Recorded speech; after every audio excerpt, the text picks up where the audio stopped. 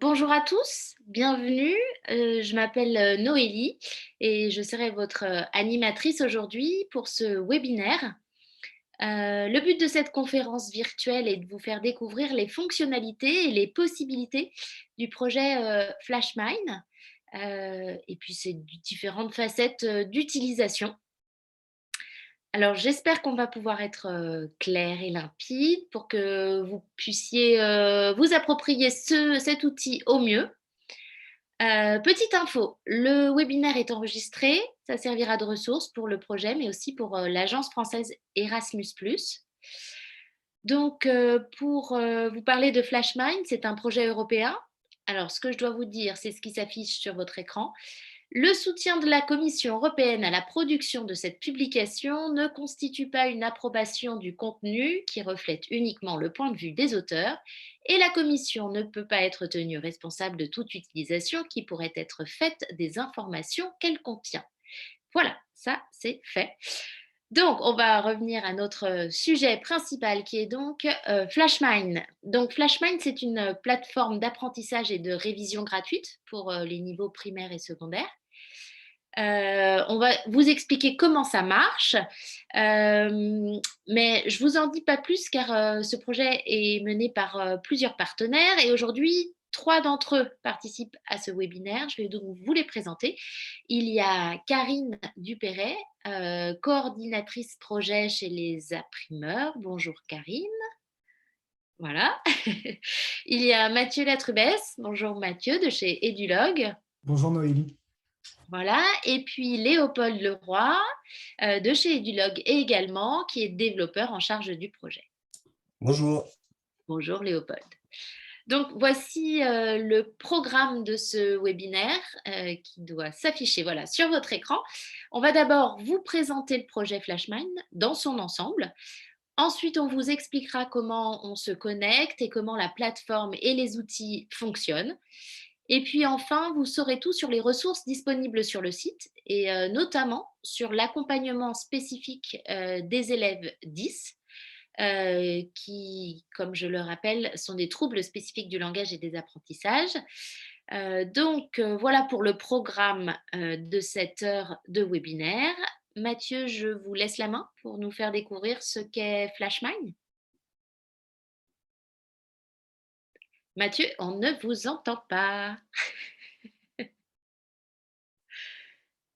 Pardon, excusez-moi, quand je Voilà. partage, on ne voit plus rien. J'arrive, j'y suis presque. Tac, me voilà. Oui, alors du coup, c'est moi qui commence. Donc, FlashMine, qu'est-ce que c'est? En fait, c'est un projet européen qu'on a construit avec les différents partenaires que je vais vous présenter juste après, à partir d'une constatation. En fait, il y a plus de la moitié des élèves, de façon générale, alors en Europe plus particulièrement, mais en l'occurrence plus de la moitié des élèves, qui ont une mémoire qui est dite visuelle.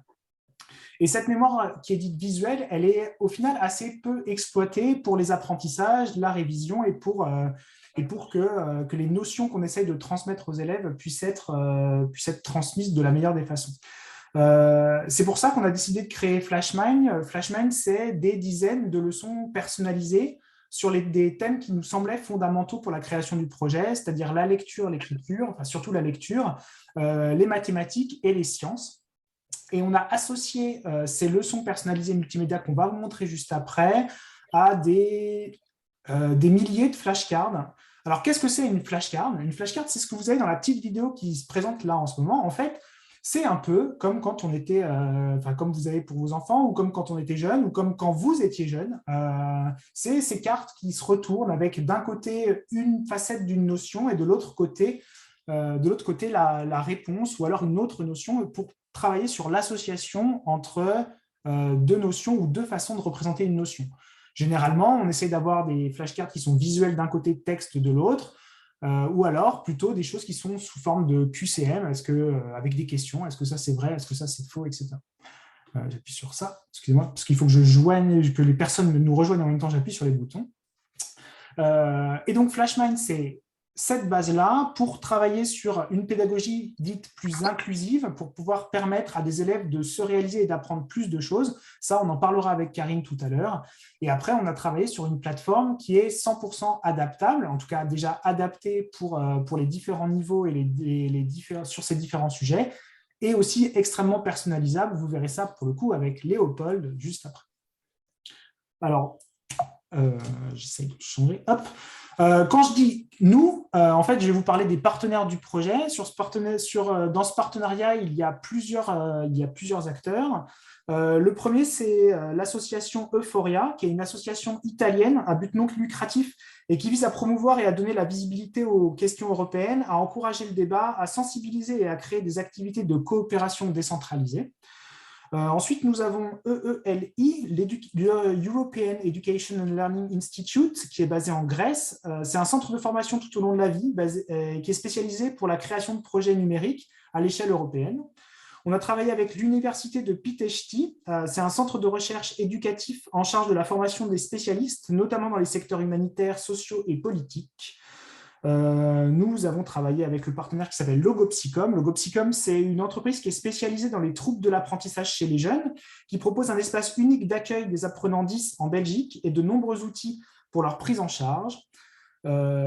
Les Apprimeurs, partenaires français, Karine, c'est une agence numérique française spécialisée dans la conception et la production de contenus enrichis, créatrice de solutions sur mesure pour répondre aux nouvelles attentes des utilisateurs en termes d'accessibilité, d'interopérabilité et d'interactivité.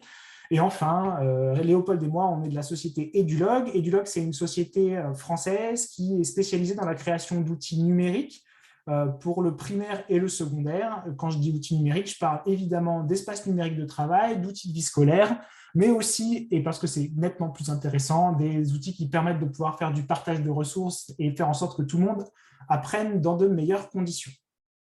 Donc, tout ce partenariat, l'objectif du projet, j'arrive pas à changer de slide, Antoine. Ce projet est donc un projet européen Erasmus+. C'est un projet qui s'appelle un projet K201. Alors ça, c'est un peu technique, mais c'est un projet de coopération en matière d'innovation et d'échange de bonnes pratiques. C'est un projet qui a commencé en 2019, enfin en décembre 2019, et qui devait durer 2 ans. Alors, entre 2020 et 2021, il y a eu quelques petits problèmes, je ne vais pas vous le rappeler plus. Et donc, du coup, nous avons choisi d'extendre le projet de 4 mois, ce qui fait qu'il s'achève là à la fin du mois de mars, le temps de tout finir, de tout terminer, de pouvoir se rencontrer une dernière fois et faire en sorte de pouvoir vous proposer aujourd'hui la meilleure plateforme possible. Et donc, dans ce projet, en fait, il y a eu de multiples productions qu'on va vous présenter aujourd'hui. Le premier, c'est un outil d'apprentissage pour créer des leçons et des flashcards. C'est le projet FlashMind, c'est ce qui va englober tout le reste. À l'intérieur de ce projet, tous les partenaires ont travaillé pour créer 150 leçons dans 5 langues du projet. Ça fait un peu plus de 700 leçons qui sont disponibles dès aujourd'hui. Il y a une bibliothèque de 3000 flashcards dans les 5 langues du projet, donc ça fait 15 000 flashcards qui ont déjà été créés par des professionnels de l'éducation. 20 fiches pratiques pour apprendre des outils numériques, un livre blanc, tout ça c'est disponible sur la plateforme. La plateforme elle est accessible par internet, www.flashmind.eu. Je vais vous dire beaucoup www.flashmind.eu pendant la présentation. L'objectif, c'est après, allez voir cet outil, il est gratuit et toutes ces leçons, elles sont déjà disponibles, elles sont déjà accessibles. Alors du coup, ok, je parle un peu trop de technique, ce serait mieux qu'on voit quelque chose. Alors du coup, allons voir ce qui a été proposé par les partenaires plus spécifiquement. Toutes les ressources qui ont été produites dans le cadre de FlashMind, je parle des leçons, des flashcards avec les chiffres que je vous disais tout à l'heure, ont été regroupées dans 3 sujets qui ont été répertoriés. La première, c'est les sciences, le second sujet, c'est la lecture, et le troisième, c'est les mathématiques. Chacune des ressources a été indexée à un niveau d'âge. On peut pas prendre CM1, CM2 dans des projets européens ou alors des projets qui sont indexés sur l'éducation nationale française. Il faut que ce soit transverse et donc on a fait le choix de pouvoir les indexer sur le niveau d'âge qui, là, pour le coup, est plus universel, en tout cas plus européen. Et enfin, pour les leçons, il y a une durée qui est indiquée, je vous montrerai tout à l'heure, parce qu'il y a des leçons qui sont plus grandes, d'autres qui sont plus petites. Des leçons vont de 10 minutes à 45 minutes pour les plus grandes, pour les plus âgées. Mais en fait, arrêtons de parler, allons voir un peu. Alors, il faut que je vous partage mon écran différemment. J'arrive, j'arrête ça. Toc, je vous fais un super truc comme ça. Je fais une toc, hop, et je vous partage ça. Non, c'est hyper moderne, ça marche du premier coup. Noélie, dis-moi si ça marche. Ça marche? Oui, Ouais. tout à fait. Merci, c'est gentil. Attendez, j'ai 2 personnes qui attendent. Toc, pif, tic, tac. Parfait. Alors, du coup, FlashMind. Donc, quand vous allez vous connecter sur FlashMind, vous avez une jolie page d'accueil et dessus, on va pouvoir accéder à des ressources. Alors, ce que moi, je vais vous proposer de vous montrer, c'est de vous montrer une leçon qui a été faite par les partenaires et puis après, je vais vous montrer des flashcards pour vous montrer un peu à quoi ça ressemble. Pour ça, en fait, pour accéder à des leçons qui ont déjà été créées et qui sont disponibles sur la plateforme, je n'ai pas besoin de me connecter, elles sont disponibles gratuitement, je peux déjà les échanger, les partager avec mes élèves. Alors, du coup, je vais aller les chercher. Donc, avec le bouton parcourir sur le côté, je vais pouvoir aller chercher les leçons ou les flashcards. Et donc, moi, je vais vous proposer d'aller regarder une leçon de sciences, plutôt pour les petits, parce que moi, en sciences, je suis un peu nul, vous me pardonnerez. Et puis, en français, ce serait aussi bien. Et puis, je vous propose cette leçon qui est à propos des connaissances de base sur les plantes, pour qu'on voit à quoi ça ressemble vraiment. Donc, je clique dessus simplement, et là, j'ai une leçon comme on la verra sur FlashMind. Cette leçon, elle est accessible là avec un ordinateur, c'est plus facile pour aujourd'hui pour la présentation. Elle est évidemment accessible sur tablette, elle est accessible sur smartphone, mais l'idéal, c'est tablette et ordinateur, vous allez voir. Donc là, j'ai une leçon sur les connaissances de base des plantes avec des objectifs. C'est une leçon qui est pour les petits en sciences et qui va durer à peu près 20 minutes. Alors, on ne va pas la lire en entier, vous irez la voir après, je vous laisserai faire vos devoirs très sérieusement par la suite, mais pour autant, allons regarder un peu. Donc là, on a donc des leçons qui sont extrêmement visuelles, avec à chaque fois des visuels, un peu de texte, etc., où on peut apprendre des choses, là en l'occurrence sur les plantes, avec là en l'occurrence les algues marines, les mousses, les spores, etc. Je suis très très mauvais en sciences, vous me pardonnerez, je crois que je comprends, mais il faudrait vraiment que je m'y penche plus sérieusement. J'avance très simplement, soit en cliquant directement là-haut, soit en appuyant avec les touches de mon clavier, ou en faisant glisser avec les doigts si je suis sur la tablette. C'est extrêmement simple à utiliser. Et donc là, en l'occurrence, qu'est-ce que c'est qu'un fruit, etc. Et à l'intérieur de mes leçons, je vais avoir des flashcards. Alors, je vais, par exemple, parce qu'une fois que j'ai appris et que j'ai appris des choses avec ma leçon, je peux réviser et revoir les choses avec les flashcards. Les flashcards, qu'est-ce que c'est? Encore, je vous le dis, c'est des éléments avec des notions qui sont parallèles et qu'on va pouvoir associer dans la tête. Donc, par exemple, là, j'ai des leçons, j'ai des exemples de plantes. Donc, quand je regarde mes asperges, je peux retourner la flashcard. Oui, alors du coup, moi, j'y connais rien. Ça, c'est des pois chiches. Ah, mais oui, c'est pour faire la différence entre les graines, les tiges, etc. Mais oui, évidemment, c'est très simple. Du coup, ça me permet de pouvoir réviser, d'associer les choses, de pouvoir aller construire et consolider un peu plus les notions qui ont été apprises dans la leçon. On continue? Parce que bon, voilà. Du coup, mais les parties d'une plante, c'est une bonne idée. Et là, on va pouvoir avoir pas que des leçons simples avec juste des visuels et des textes, on va pouvoir aussi avoir des éléments qui vont permettre de pouvoir interagir avec les leçons, comme par exemple ici, où on va avoir les principaux éléments, où je passe simplement le doigt ou la souris sur l'image pour avoir plus d'informations et plus d'options. Ça, c'est des choses qui sont extrêmement faciles à mettre en place, on va vous montrer ça juste après. Et pour autant, ça permet de pouvoir travailler différemment les leçons, travailler sur les révisions, etc. Honnêtement, je suis un peu largué sur ces histoires de plantes, il faut être honnête. Donc, on va peut-être passer ça là. Donc, voilà. Donc, ça, c'est une leçon. Comme vous allez en trouver plein dans FlashMind, elles sont déjà faites. Et comme vous allez pouvoir apprendre, que vous allez pouvoir prendre, partager avec vos élèves, évidemment, et puis aussi construire par vous-même, soit en les reprenant et en les dupliquant et en les adaptant, soit en créant de toutes pièces à partir de l'élément et l'éditeur de leçons qu'on va vous montrer juste après. Est-ce qu'on n'irait pas avoir un peu de flashcards quand même? Parce que les flashcards, ça sert, on a vu, ça sert à détailler un peu et à reformuler des choses dans la question, mais pour autant, on peut aussi aller voir des flashcards directement depuis l'élément de découverte de FlashMind. Alors là, moi, je vais aller chercher des leçons, des flashcards plutôt. Puis après, je suis plutôt... mais là, je suis meilleur en lecture qu'en sciences. Alors, du coup, je passe à 12 ans, c'est quand même un peu mieux. Français, pas mal. Ah, j'ai déjà pas mal de choses. Ah, le passé composé est merveilleux. Alors du coup, ça, voyons. Alors, le passé composé, c'est pour les flashcards, ça permet de réviser. Et réviser, par exemple, le passé composé. Antoine, je ne te fais pas l'affront de te poser la question. Donc, par exemple, je vais retourner cette flashcard. Alors, c'est j'ai lu, tu as lu, il a lu, nous avons lu, vous avez lu, et je me souviens maintenant. Donc, je peux retourner pour essayer de revérifier, etc. Une autre je sais pas, ouais, bon, personne ne m'aide dans le chat, je suis un peu triste. Noélie, tu pourrais m'aider, enfin, peu importe. Suivant, donc là, mettre, bon, je ne vais pas vous faire l'affront de faire de tous les verbes du troisième groupe pour le passé composant. Pour autant, c'est intéressant, c'est vraiment comme ça qu'on va pouvoir travailler sur la révision et des choses comme ça. Là, on a un exemple qui est là. Mathieu, je vous coupe. J'ai une question de Simon, professeur en CM1, qui demande est-ce que les thèmes sciences, maths et lecture sont fixes ou est-ce qu'on peut trouver autre chose? Alors, aujourd'hui, aujourd'hui, les thèmes sciences, maths et lecture, ce sont les thèmes du projet sur lesquels nous, on a créé toutes les leçons des partenaires, elles ont déjà été créées sur ça. Et dans le cadre, vous allez pouvoir créer uniquement des leçons sur ces trois thématiques-là. On est à l'étape du projet où nous, on a livré quelque chose de fonctionnel. À voir après si on étend sur plus de scope des choses qui sont possibles. Pour l'instant, nous, l'objectif, c'était de vous proposer des choses qui sont sur ces éléments-là.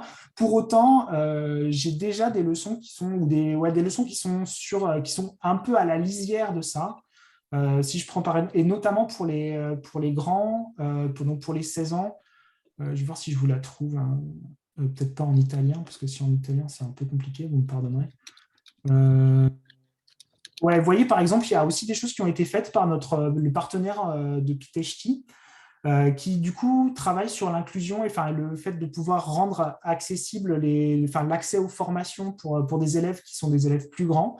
Et donc, par exemple, on a des leçons pour l'apprentissage de la création de CV et des choses comme ça. Là, je vais vous montrer, par exemple, celle-ci, pour créer sa lettre de motivation avec de la réflexion et des choses comme ça. Ça, c'est une leçon qui est assez longue, où il y a des choses qui sont assez techniques à faire.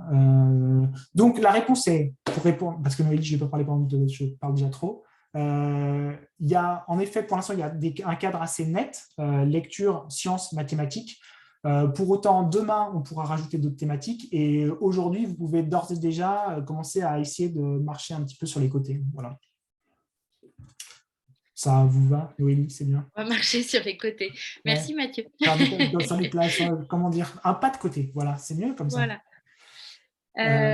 D'accord. Bah, merci beaucoup pour cette présentation de FlashMind dans son ensemble.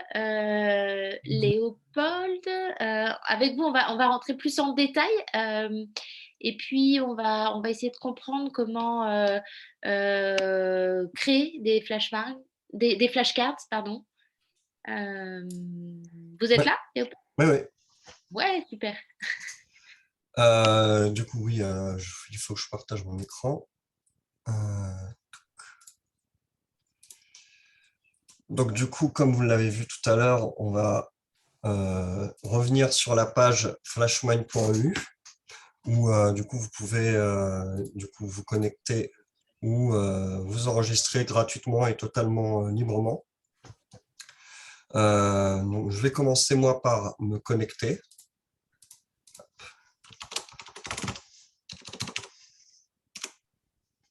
Voilà. Donc du coup, dès que je me connecte, j'arrive sur la page d'accueil de FlashMind où je retrouve quelques petits liens pratiques pour commencer à prendre en main le logiciel.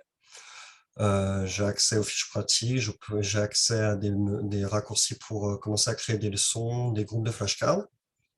Et moi, pour commencer, j'ai bien envie de créer un groupe de flashcards. Donc du coup, dans le menu ici sur le côté, on peut voir que j'ai un onglet Vos groupes de flashcards. Je clique dessus. Ah, il n'y en a aucune. Tant mieux parce que je vais commencer par en créer un. Donc pour créer un groupe de flashcards, je clique sur le bouton Créer un groupe. Donc du coup, à ce moment-là, je peux rentrer les différentes informations de mon groupe de flashcards. Donc je vais commencer par un titre déjà. Moi, j'ai envie de faire des flashcards sur Pythagore. Donc, du coup, je vais mettre en titre Pythagore. C'est le sujet science avec un niveau de 14 ans, oui, c'est à peu près ça. La langue, je mets la langue en français et je peux choisir ici la visibilité, si je veux la garder privée ou si je veux la mettre publique. C'est-à-dire, si elle est privée, il n'y a que moi qui pourrais consulter ce groupe de flashcards. Si je décide de la mettre en public, n'importe qui pourra récupérer le groupe de flashcards ou voir ce groupe de flashcards, le consulter. Je clique sur Créer. J'arrive sur cette interface, donc du coup, c'est l'interface d'édition de mon groupe de flashcards. Et pour commencer à créer du coup, mon groupe de flashcards, je vais déjà commencer par créer une flashcard. J'appuie sur Créer une flashcard au milieu de l'écran. Et là, j'arrive sur l'interface d'édition de la flashcard. Donc, on voit qu'on a deux parties, une partie devant et une partie derrière, qui correspond du coup aux deux faces de la flashcard. Ces parties peuvent être constituées de différents types. Donc, on a un type simplement texte, où on n'aura que du texte. Un type avec une vidéo. Toutes les vidéos qui sont incrustables dans vos leçons ou dans vos flashcards doivent être impérativement uploadées sur YouTube. On ne peut pas apporter de vidéo depuis son ordinateur ou une autre source. On peut ajouter aussi un type image pour afficher juste une image avec un peu de texte, ou alors une image externe si on a trouvé une image directement depuis Internet et qu'on veut mettre le lien directement sur la flashcard. Donc pour commencer, moi je vais faire une flashcard assez simple sur le thème de Pythagore, donc avec une flashcard de type texte qui va expliquer déjà qu'est-ce que l'hypoténuse. Et ensuite, à l'arrière, donc du coup, je vais mettre la réponse. C'est le côté opposé à l'angle droit, dans un triangle.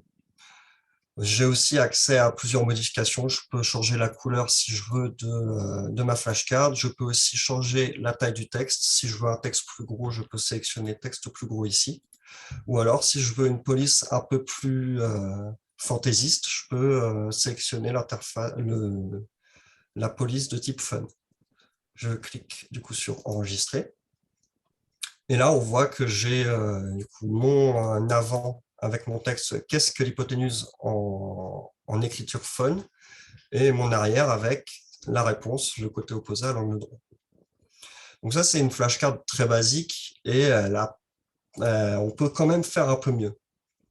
Donc pour faire mieux, ce qu'on peut faire, c'est que je crée une nouvelle flashcard et je vais rajouter une image sur cette flashcard. Donc je sélectionne type image et je vais choisir l'image que je souhaite.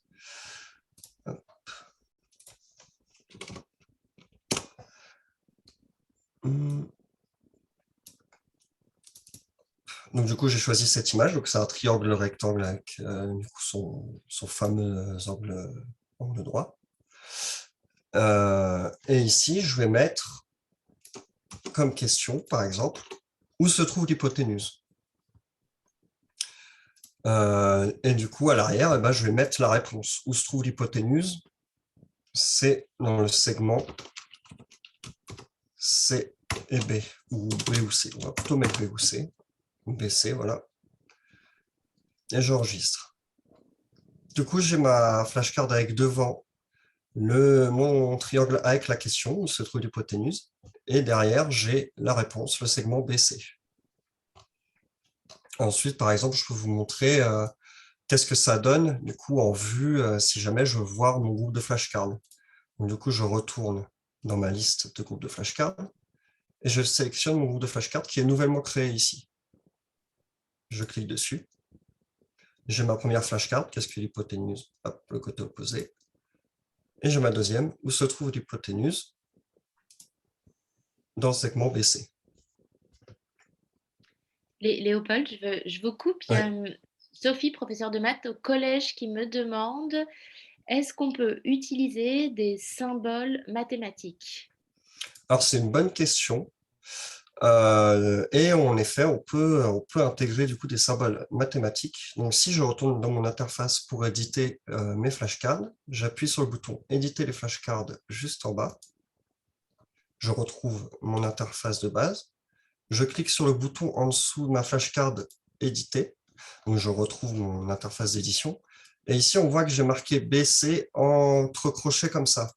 Mais ce n'est pas vraiment la même notation qu'on voit dans les manuels de mathématiques. Ce qu'on a intégré, nous, c'est ce petit module-là ici, qui permet d'utiliser du KTeX.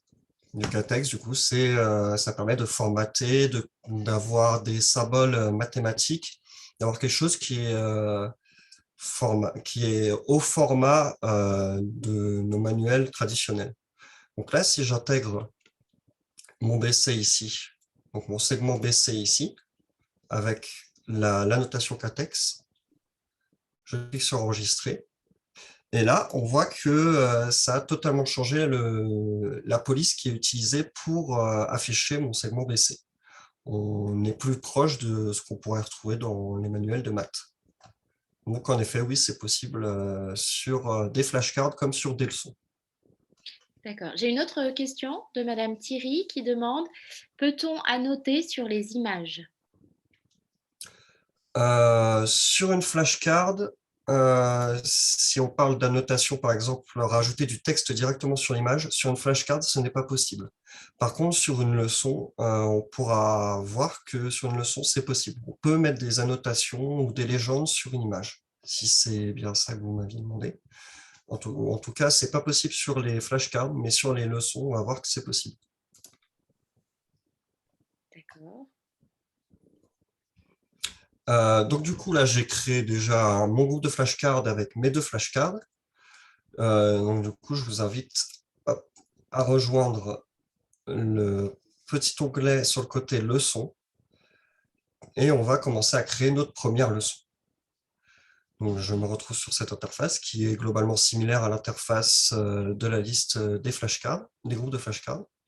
Et je clique sur créer une leçon, le bouton juste en dessous. Ici, je retrouve du coup une interface d'édition pour ajouter un titre à ma leçon. Bon, le titre va être assez simple, ça va être Pythagore. Je peux choisir encore si elle est publique ou privée. Et j'enregistre.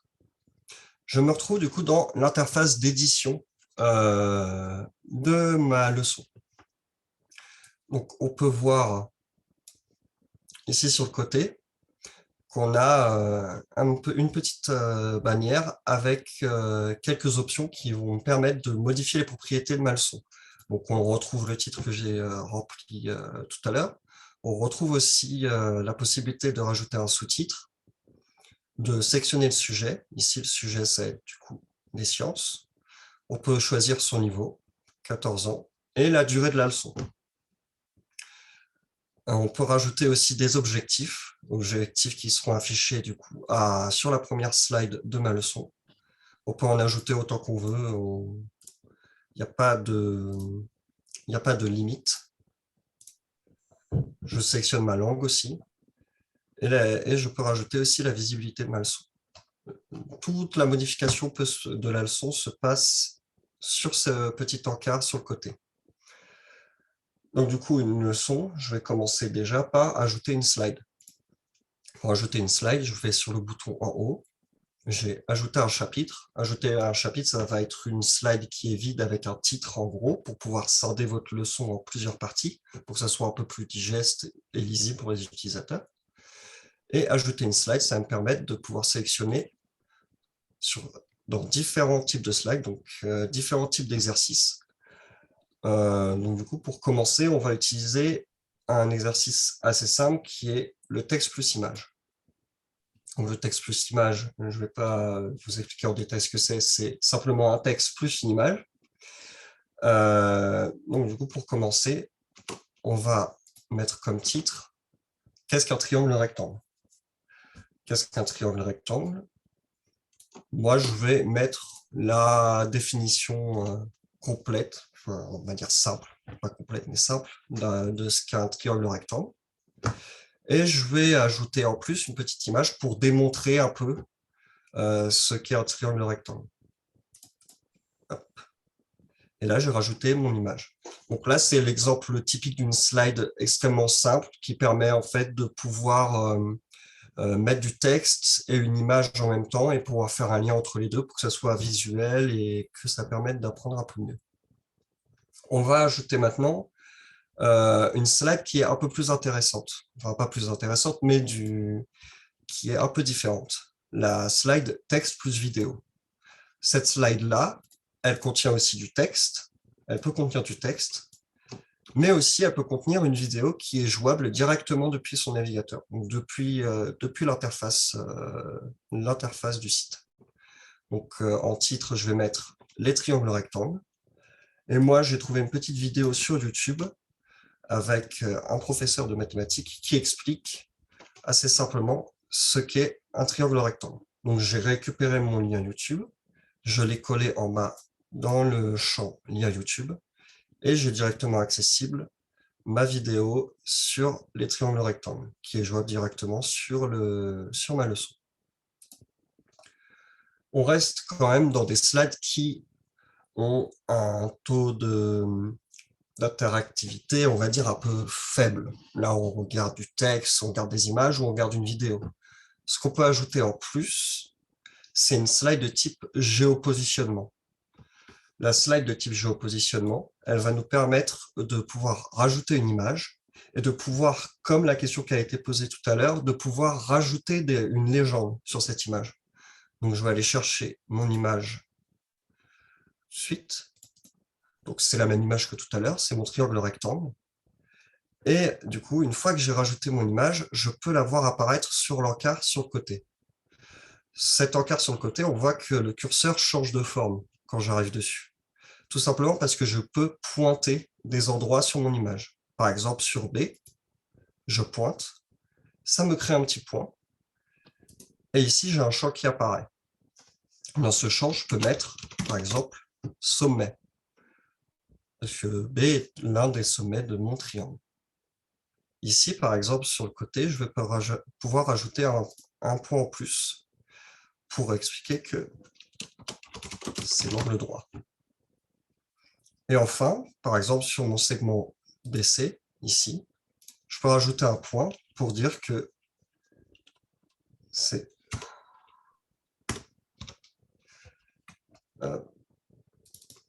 l'hypoténuse.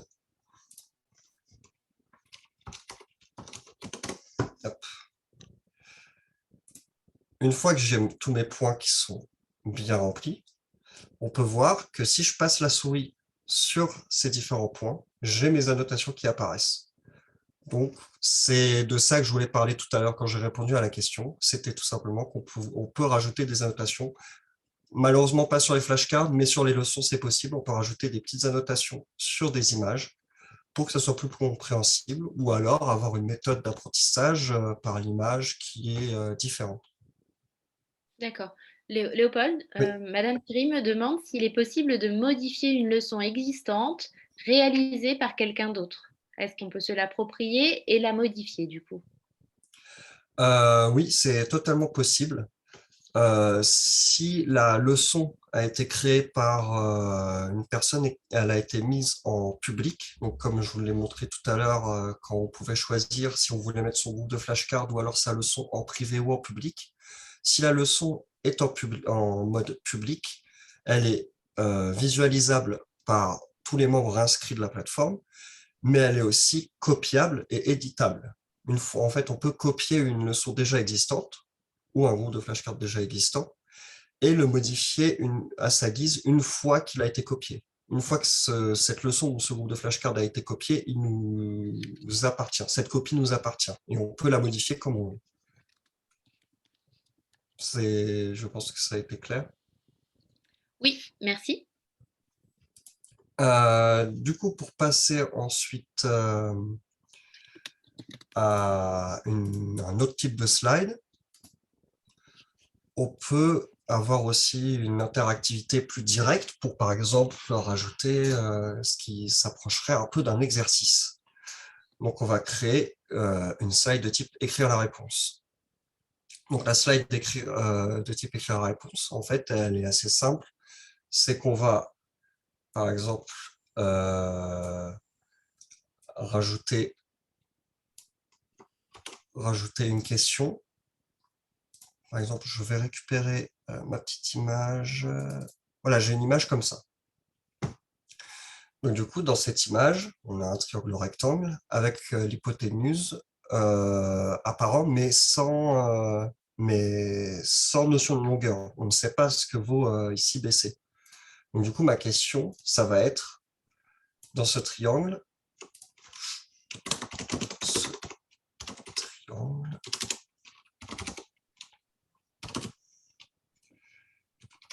quelle est la valeur de BC? Donc ici, je demande quelle est la valeur de BC. Bon, hein, il faut faire un calcul, bien sûr, il faut appliquer le théorème de Pythagore. Je ne vais pas le faire maintenant, parce que je suis peut-être un peu nul là-dessus. Mais en tout cas, la réponse, c'est 5,3.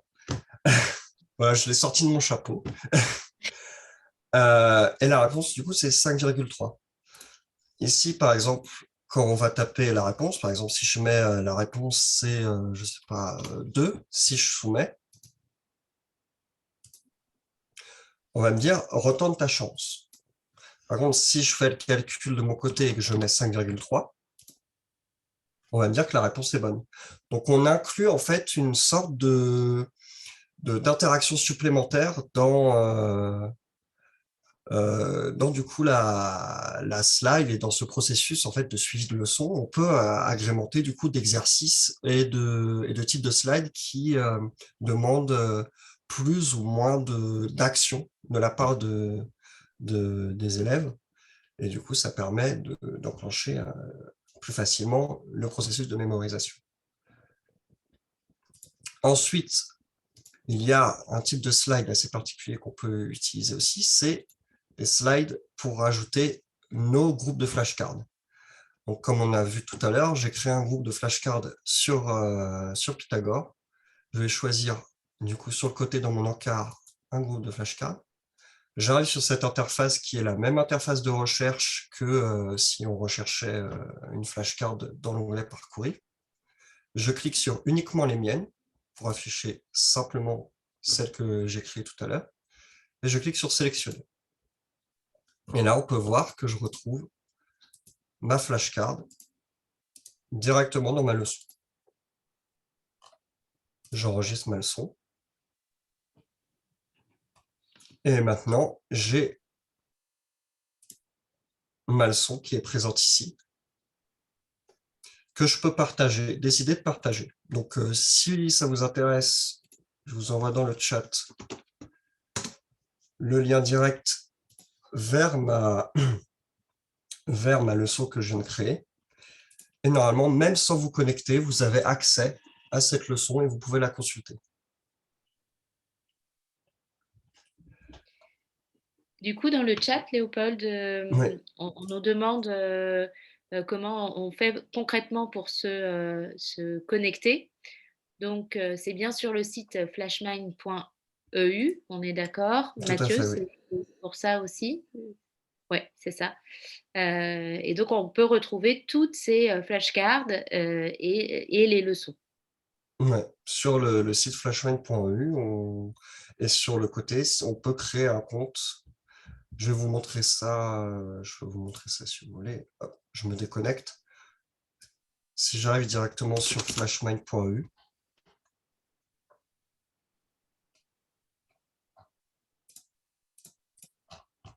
donc là, j'ai le bouton s'enregistrer ici qui va me permettre de créer un compte, ou alors je peux aller directement dans le menu sur le côté et cliquer sur m'identifier.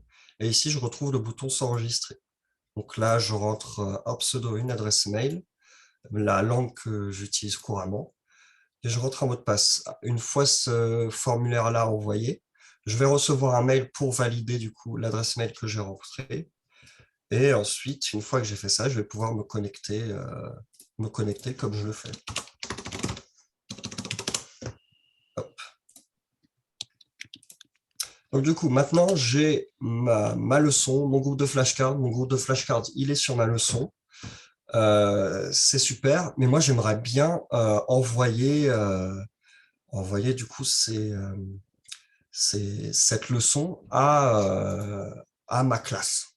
Je voudrais en fait donner un lien autre que juste le lien de partage pour ma leçon uniquement, envoyer un lien du coup à mes élèves pour qu'ils puissent s'enregistrer et que j'ai accès du coup à une interface qui me permette de voir, d'avoir des statistiques de qui consulte quoi dans ma classe, de savoir par exemple quel groupe de flashcards est plus consulté que d'autres. Donc, du coup, ce que je vais faire, c'est que je vais aller sur le menu sur le côté et cliquer sur la petite école ici pour créer une classe. Donc, j'arrive sur cette interface et je vais cliquer sur créer une classe. Donc là, je vais lui donner un titre. Du coup, ma classe, elle va s'appeler 4e 2. 4e 2. J'enregistre. Et là, j'ai ma classe qui est disponible. Je peux créer autant de classes que je veux. Si j'ai plusieurs classes avec qui je fais cours, je peux créer autant de classes que je veux. Je peux même séparer les classes en fonction de plusieurs thèmes, par exemple. Ou alors juste créer une classe en optique de peut-être un contrôle prochain ou une évaluation. Donc du coup, j'ai ma classe ici, 4e 2. Je clique sur éditer. Donc ici, j'ai le nom de la classe. Et je peux, par exemple, rajouter un texte de présentation ici de ma classe. Donc, j'ai un petit texte ici. Donc, bienvenue sur le programme de révision de la 4e 2. Les leçons sélectionnées ici vous permettent de réviser le cours pour préparer les contrôles de vendredi prochain. Le contrôle de vendredi prochain, je vous le donne en 1000, il va être sur Pythagore. Donc, du coup, je peux rajouter du coup, la présentation de ma classe avec un texte qui sera affichable quand mes étudiants se connecteront sur la plateforme. Ici, j'ai le permalien. Donc, le permalien, c'est ce qui va me permettre de partager à mes élèves. C'est un lien que je vais partager à mes élèves pour qu'ils puissent se connecter à la classe et consulter mes leçons ou mes flashcards. Donc, je vais le copier. En dessous, j'ai un encart parcours d'apprentissage. Et c'est ici que je vais rajouter les leçons ou mes groupes de flashcards que je veux que mes étudiants aient accès. Donc, je vais choisir une leçon. Je retombe sur l'interface de recherche qu'on a vu précédemment. Je fais afficher uniquement les miennes. Je récupère ma leçon sur Pythagore. Je la sélectionne. Elle arrive dans ma liste de leçons disponibles. Ce que je peux faire aussi, c'est pourquoi pas utiliser une leçon qui est déjà disponible sur la plateforme. Je vais faire choisir une leçon. Je vais taper triangle. Et là, j'ai une leçon sur les triangles. C'est une leçon que je connais un peu parce qu'elle est disponible en public sur la plateforme. Elle a été créée par un autre professeur ou par un autre utilisateur. Et je trouve qu'elle est plutôt cohérente avec mon sujet. Et du coup, je vais la sélectionner. Et là, j'ai rajouté une ressource en plus, une leçon en plus qui n'est pas la mienne, mais je peux quand même la récupérer parce que la personne qui l'a créée l'a mise en public. Et donc, du coup, l'a mise à disposition de tout le monde. Léopold, Oui. je vais être obligée de vous couper ou en tout cas, je ne sais pas où est-ce que vous en êtes dans votre déroulé Ouais. parce qu'il va falloir donner un petit peu Encore oui, de pas de parole à problème. Karine. Ouais. Bah, j'ai bientôt fini là. Peut-être en 2 minutes, c'est bon. Une D'accord. minute, c'est bon. Et du coup, j'ai cet encart-là où vont apparaître mes élèves, les élèves du coup qui ont utilisé mon permalien pour s'enregistrer. Ils n'auront en fait juste à rentrer que leur prénom ou leur pseudonyme pour que leurs informations apparaissent ici.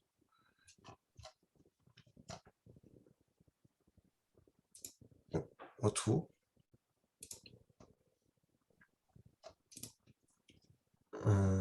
Et du coup, ce que je peux vous montrer, c'est qu'est-ce qui se passe quand un élève rejoint la classe. Donc, je vais me déconnecter et je vais mettre mon permalien. On voit ici que je suis redirigé vers la 4e 2. Et là, je marque un nom. Patrick. Et là, j'arrive sur l'interface du coup que mon élève verra. Donc, j'ai bien accès aux 2 leçons que j'ai mises à disposition tout à l'heure et je peux commencer à étudier. Voilà, c'est tout pour la D'accord. présentation. Merci, Désolé Léopold. pour le temps. Non, non, c'est très bien. Bah, au moins, c'est super concret et c'est ce qu'il nous faut. Où est-ce qu'on peut trouver de l'aide pour apprendre à faire tout ça? Parce que là, vous nous avez montré assez rapidement comment est-ce qu'on pouvait faire les choses et on n'a malheureusement pas un temps Ouais. très, très long. Alors, Où est-ce qu'on peut avoir de l'aide? vous pouvez avoir de l'aide directement sur le menu aide sur le côté. Dans le menu, on a une liste de guides qui est à votre disposition et qui est sous la forme de leçons, comme les leçons qu'on a vues tout à l'heure et qu'on a créées, qui vont vous aider du coup à savoir comment créer des leçons, des flashcards et pouvoir organiser au mieux du coup et en apprendre plus sur comment utiliser la plateforme. Donc tout ça se retrouve dans le menu guide de la plateforme. D'accord. Merci beaucoup, Léopold. De rien. Euh, on va passer au chapitre de Karine. Karine, c'est à votre tour de nous expliquer les fiches pratiques et notamment les spécificités pour les publics 10. Oui, Je vous laisse. merci beaucoup. Alors, la plateforme, elle regroupe un ensemble de ressources telles que celles qu'on vous a présentées, qui sont les leçons et les flashcards. Sur cette plateforme, on souhaitait aussi ouvrir la possibilité d'aller retrouver d'autres ressources ou en tout cas de trouver de l'aide sur d'autres types d'outils qui pouvaient être utiles à une pratique pédagogique plus numérique. Et ces ressources, nous, on a fait un travail de recherche dessus. On a été identifié en fait celles qui nous paraissaient les plus intéressantes.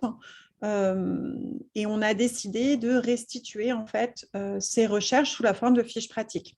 Donc ces fiches pratiques, elles ont été séparées globalement en 3 types de ressources, des fiches autour d'outils numériques. Donc, les outils numériques qui ont été listés sont des outils qui permettent de créer de l'interactivité avec les élèves afin de renforcer l'engagement pendant les séquences pédagogiques. On a une seconde série de fiches qui sont plutôt justement des ressources pour augmenter l'accessibilité des contenus, tout en s'adressant justement aux élèves qui pourraient présenter des troubles de l'apprentissage divers. Ce qu'il faut savoir, c'est que les troubles de l'apprentissage sont variés, souvent combinés, et en fait, même si on essaye via des outils de mise en forme, ou en tout cas via ces nouveaux contenus et ces nouvelles plateformes, de s'adresser à une cible très large, on est parfois obligé de faire des ajustements plus spécifiques. Donc, ces fiches, elles sont là pour expliquer quels pourraient être les différents types d'adaptations.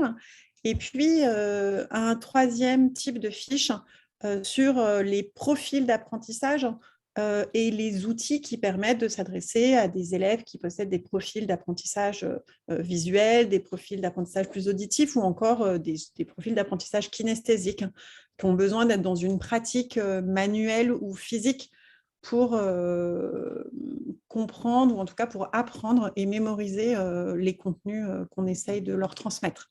Donc ces fiches pratiques, on va les retrouver sur la plateforme. Alors, je peux vous montrer ça ou alors, voilà, assez rapidement, si je peux partager mon écran peut-être. Merci beaucoup. Hop. Hop.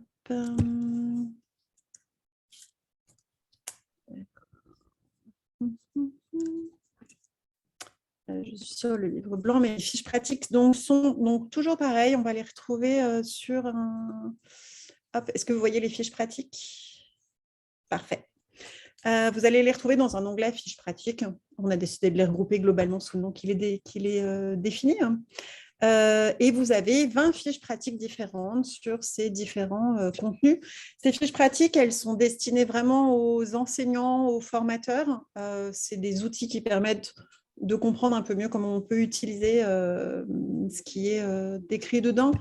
Si je prends un exemple, celle-ci, donc c'est celle qui permet d'écrire, ou en tout cas de rédiger un journal métacognitif pour comprendre en fait son mode d'apprentissage. Donc là, c'est quelque chose, c'est un procédé qui a travaillé avec l'élève pour l'aider à comprendre en fait la façon dont son cerveau fonctionne et quelles sont les possibilités qui sont les siennes pour optimiser son apprentissage. Et en fait, systématiquement, on va décrire quelle est la durée pour comprendre en fait cette fiche. C'est des fiches qui sont assez courtes, elles font en général entre 2 et 5-6 pages. Et puis, certaines sont accompagnées de fiches prêtes à imprimer si vous voulez venir utiliser, je ne sais pas, différents types d'outils. On peut avoir des choses comme l'aide à la fixation d'objectifs, par exemple, qui va directement être utilisable et imprimable pour accompagner l'élève dans la fixation d'objectifs. Donc, ça, c'est différents outils qu'on a mis en place. La seconde aide, ce n'est pas vraiment le terme, mais disons dans les ressources qui ont été produites pour ce projet, en fait, nous, en termes de partenariat, on a effectué un certain nombre d'études pour fixer en fait, les objectifs de la plateforme. C'est ce qui nous a permis de définir en fait quelles étaient les compétences à acquérir, quels allaient être les critères de sélection de ces différentes compétences, comment est-ce qu'on allait découper les ressources, les leçons, en fait, quel était l'état des lieux actuel. Ces recherches, on les restitue dans un livre blanc. Ce livre blanc, on l'a traduit donc dans les 5 langues du partenariat. Il est disponible en téléchargement sur la plateforme directement. Si vous voulez comprendre un peu plus justement quelle a été notre démarche, les conclusions auxquelles nous sommes parvenus, et en fait, pourquoi est-ce qu'on propose ces contenus sous cette forme-là, c'est dans ce livre blanc que vous trouverez les différentes réponses. Ce guide, il se présente en 2 parties. Une première partie qui résume les compétences de base telles qu'elles sont décrites dans l'Union européenne, et ce qui, du coup, nous a amené, entre autres, à faire ce choix de catégorisation par âge, puisqu'en fait, les cursus ne sont pas écrits de la même façon dans chaque pays. Ce focus permet à la fois de lister ces compétences, de savoir quelles sont les attendus, en fait, en termes d'apprentissage au niveau européen. Et puis, on a aussi, dans le cadre de cette recherche, fait une recherche sur quelles étaient les stratégies nationales, de façon plus spécifique, qui étaient mises en œuvre dans chaque pays afin d'optimiser l'apprentissage de ces compétences de base. Ces stratégies, elles sont multiples.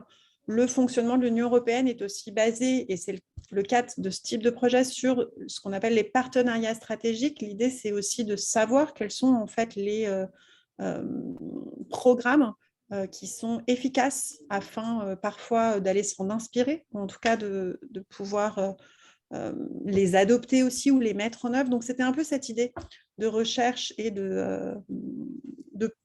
en tout cas de restituer cette recherche et donc de créer ce livre blanc. Et puis, dans une seconde partie, on a fait un autre focus un peu plus spécifique sur justement les troubles de l'apprentissage, et plus spécifiquement au niveau des élèves présentant des troubles 10. Les études montrent que globalement, on peut retrouver jusqu'à 10% des élèves qui présentent des troubles de l'apprentissage et ou des troubles 10. Ces informations, par exemple, notre partenaire Logopsycom en Belgique intervient régulièrement auprès de ses élèves, et on souhaitait créer des contenus qui incluent un maximum d'élèves. Donc, l'idée de réfléchir autour de différentes formes de contenu, texte, image, vidéo, en fait, multiplier l'accès à un contenu pour adresser différentes formes de compréhension et de mémorisation. Les options de formatage qu'on a vues avec Léopold, qui permettent d'adapter éventuellement le contenu, de choisir la couleur du fond, de pouvoir grossir la police, de pouvoir changer un type de police éventuellement. En tout cas, ça fait partie de cette réflexion autour de la forme.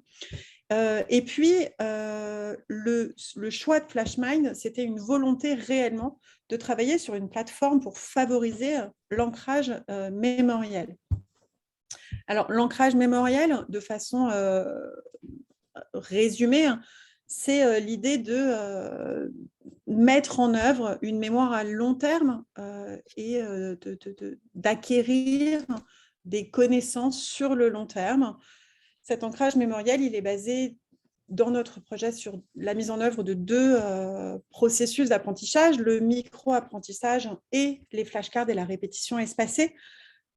C'est en tout cas une réflexion plus intellectuelle autour de cette plateforme et des usages qui peuvent en être faits. Je ne m'étendrai pas dessus, mais toutes ces informations, voilà, c'est ce que vous pouvez trouver dans le livre blanc qu'on a rédigé, qui est à disposition en téléchargement et que vous pouvez consulter pour comprendre un peu quelle a été l'origine et les conclusions de ce projet. Et en fait, eh bien, pourquoi est-ce que FlashMind est ce qu'il est actuellement et les ressources qui sont disponibles, la façon dont elles ont été créées, en fait.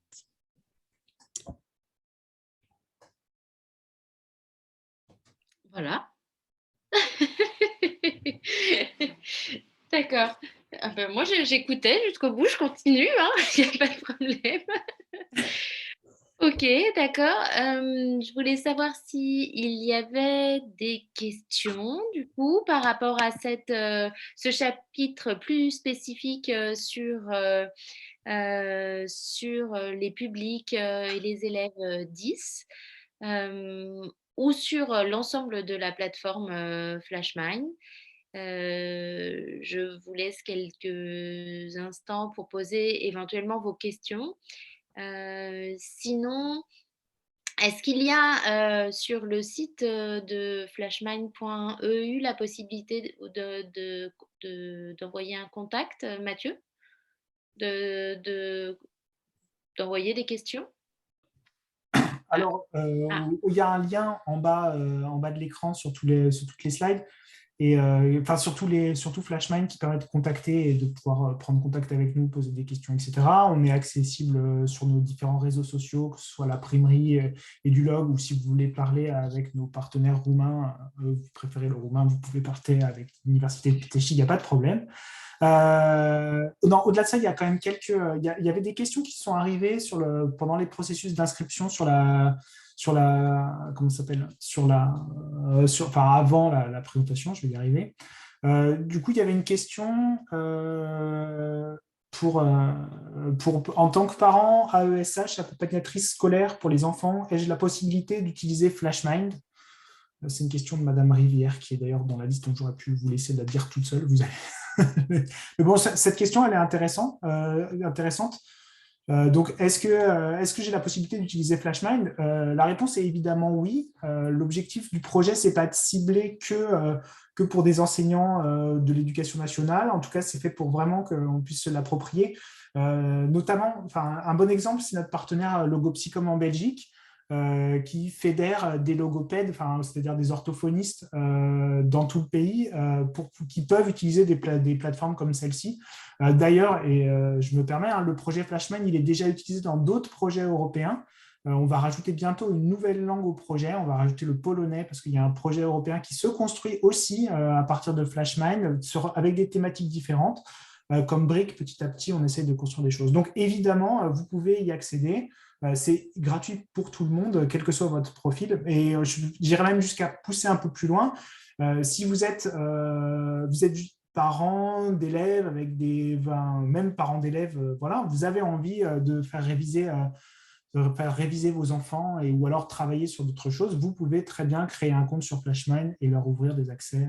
C'est extrêmement simple à mettre en place. Voilà. Merci Mathieu pour cette question était importante. Réponse. Ouais. Oui, tout à fait. J'ai une autre question, on me demande s'il est possible de télécharger les fichiers avant de travailler hors connexion avec les élèves ou également d'imprimer des flashcards questions-réponses par exemple. Moi encore. Alors, pour être honnête avec vous, c'est un outil qui est très, très numérique. Et qui du coup se prête pas bien à l'impression à côté. Pour autant, c'est des technologies qui sont assez nouvelles et qui permettent le hors-ligne dans une certaine mesure. Si vous êtes déjà arrivé sur des leçons, sur des tablettes ou des choses comme ça, elles vont se charger en entier et vous pouvez après utiliser ça en dehors d'une connexion active. Ça, c'est des choses qui existent, qui fonctionnent actuellement. Pour autant, imprimer des flashcards, ça va être compliqué. C'est pas comme ça que le projet. on n'est pas arrivé jusque-là sur le projet. L'idée, c'était vraiment l'outil tablette. Ça marche sur les smartphones, ça marche sur plein de trucs, mais ça ne marche pas bien sur l'impression, pour répondre à votre question. Et après, peut-être, on peut expliquer que c'est aussi interactif, c'est aussi pour les révisions. Ça peut être utilisé en classe, mais aussi hors de la classe, en connexion. Chaque élève va sur la plateforme pour réviser, comme nous l'a montré Léopold tout à l'heure, en vue d'un contrôle ou pendant des vacances. Ou voilà, il n'y a pas forcément un travail collaboratif en classe qui se met en place. Ça peut être aussi un travail qui se fait chacun chez soi et qui vient du coup qui est complémentaire du travail en classe. Alors oui, s'il faut que je réponde à la question. Oui, c'est évident en fait que cet outil il est conçu pour avoir plusieurs temps d'utilisation. Il y a effectivement un temps qui peut être fait en classe, un temps qui peut être fait pour de la révision. Globalement, sans revenir sur les notions d'ancrage mémorial, mais le principe de répétition fait de toute façon partie de la réponse. Donc en fait, la plateforme, elle a été vraiment conçue pour être utilisée justement dans différents cas de figure, y compris dans le cadre de la création de ses propres exercices de révision, si besoin, avec des travaux qui peuvent être soit collaboratifs au sein de la classe, soit de façon plus individuelle à la maison aussi. En fait, elle est suffisamment ouverte pour qu'on puisse venir créer les contenus qui nous correspondent. Le fait d'avoir ces deux modes, public et privé, en fait, ça permet globalement quand même une exploitation assez fine en fait, de la plateforme. Ça répond entre autres à cette question qui est montée sur l'allemand. Effectivement, pour l'instant, on ne trouve pas encore de contenu spécifique sur l'allemand, mais rien ne vous empêche de créer en fait des leçons ou des sets de flashcards sur cette langue et de les partager avec vos élèves. C'est juste que pour le moment, ce sera plus compliqué de les partager en mode public, mais en soi, les outils peuvent être utilisés de façon très personnalisée en fait, une fois qu'on est connecté sur la plateforme. Voilà, est-ce qu'on a terminé avec les questions? Alors moi, je vous propose de revoir le lien. Peut-être, Mathieu, vous pouvez réafficher le lien de la plateforme. Voilà, www.flashmind.eu.